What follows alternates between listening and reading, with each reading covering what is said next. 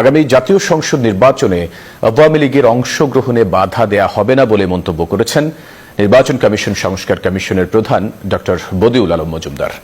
দুপুর ১টায় রংপুর জেলা প্রশাসকের কার্যালয়ে মত বিনিময় সভায় এই কথা বলেন তিনি। আরও বলেন, আগামী ৩১ ডিসেম্বরের মধ্যে নির্বাচন সংস্কারের প্রস্তাবনা অন্তর্বর্তীকালীন সরকারের কাছে তুলে দেয়া হবে।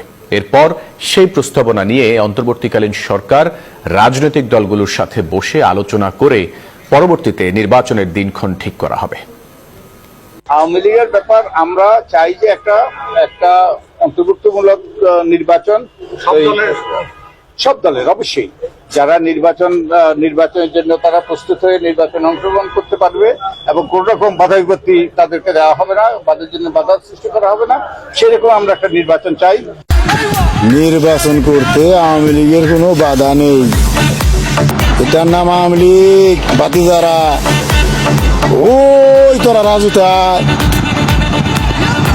না না এটা আমি না, কিছু মূর্খর দল এখন ফেসবুকে লাইভ করবে, পোস্ট দিবে ওই তোরা রাজুতে আয়।